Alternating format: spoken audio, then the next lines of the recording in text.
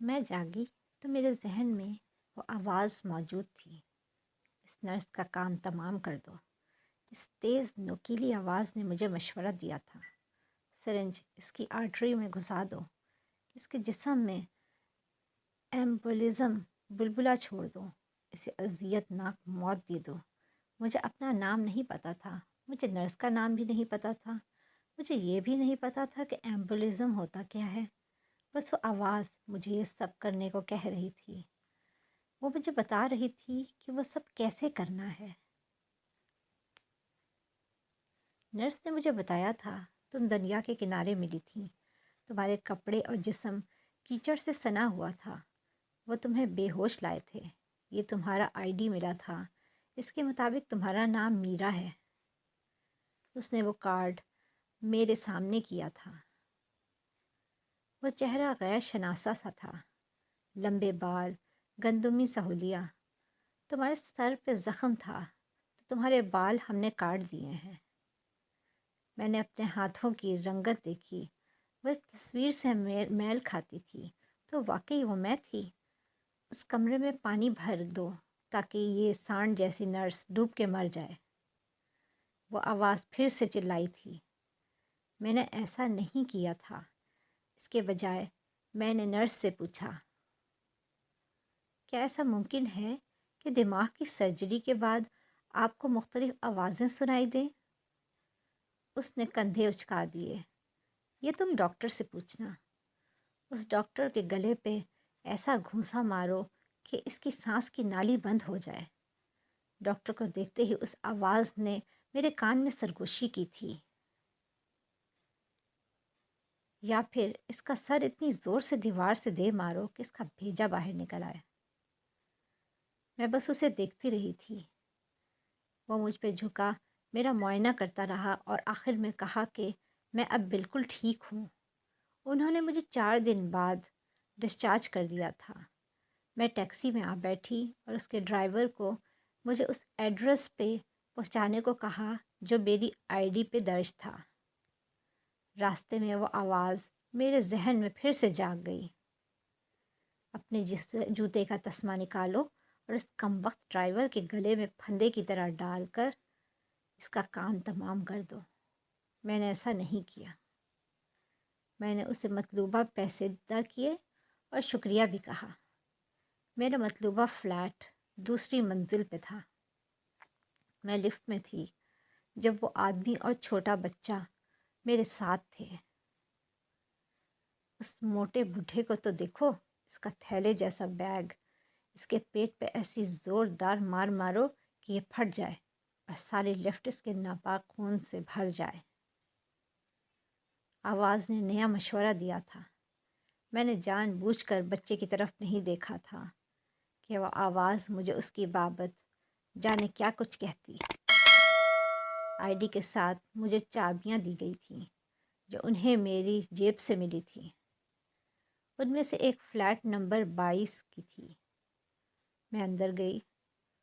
سب صاف ستھرا تھا، ہر شے ترتیب سے تھی۔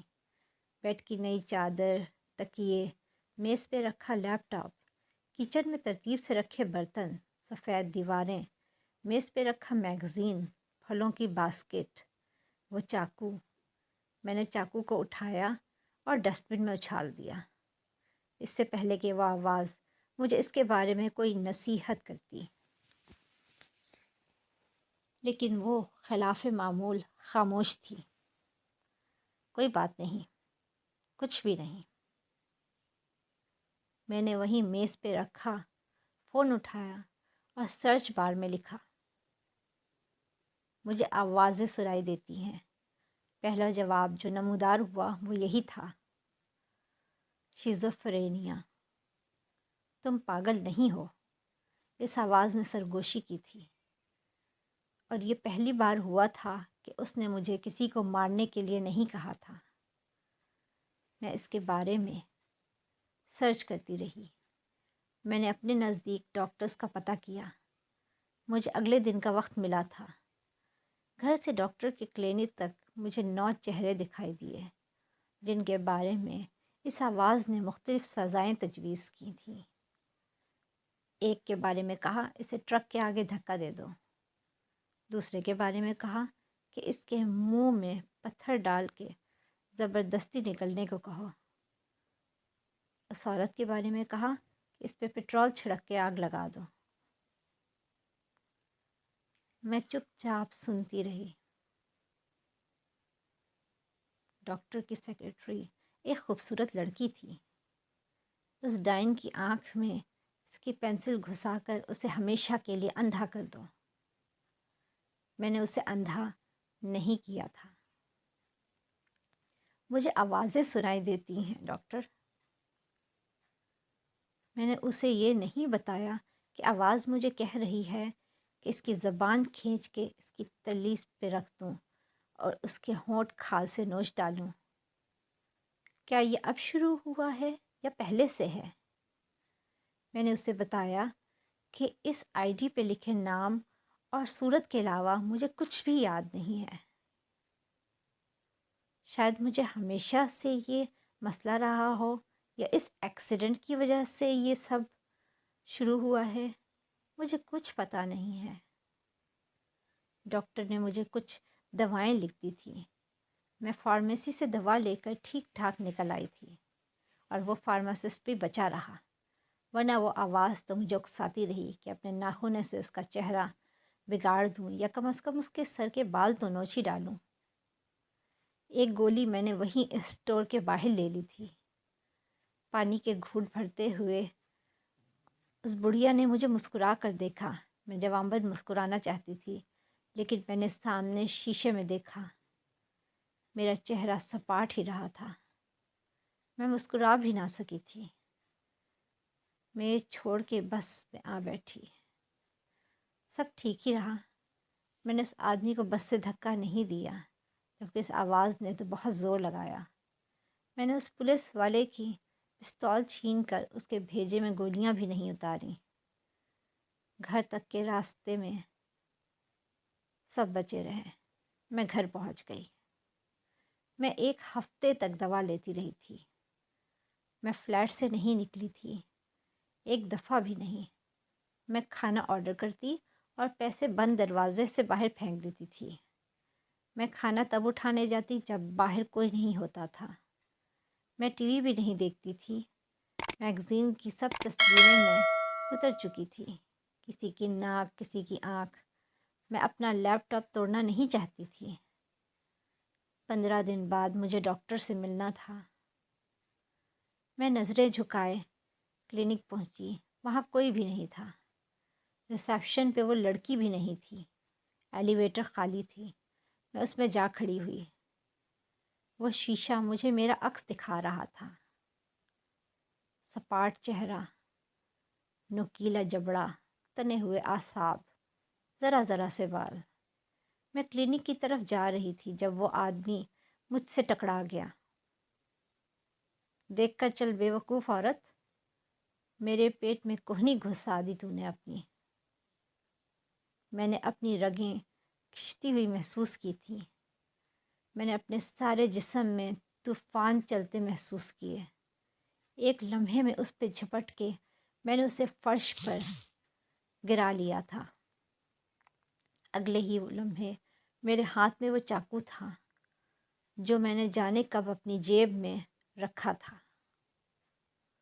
آن کی آن میں پیر در پہ وار کر کے میں نے اس کا پیٹ پھاڑ ڈالا تھا۔ اس کی آنتیں باہر نکل آئی تھیں۔ اس کے خون سے میرے سارے کپڑے بھر چکے تھے۔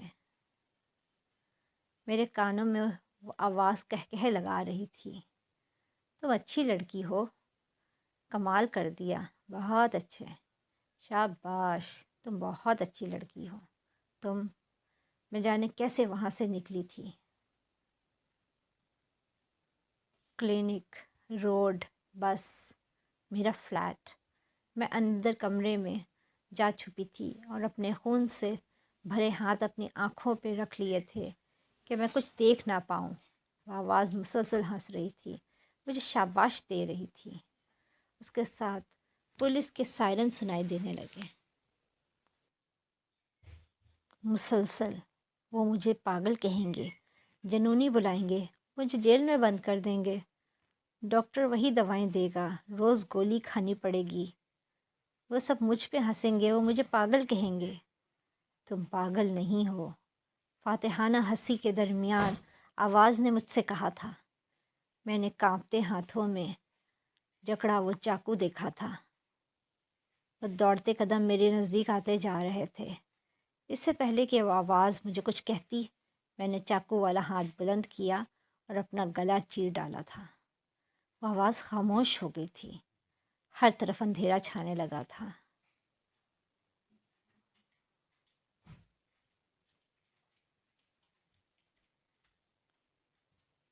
یہ شیزوفرینیا کی مریضہ تھی۔ پوسٹ مارٹم کی میز کے گرد کھڑے ان 3 افراد میں سے ایک نے کہا تھا۔ اسے آوازیں سنائی دیتی تھیں۔ ڈاکٹر کے کلینک میں اس نے ایک معصوم آدمی کو بلا وجہ مار ڈالا اور پھر اپنی جان بھی لے لی۔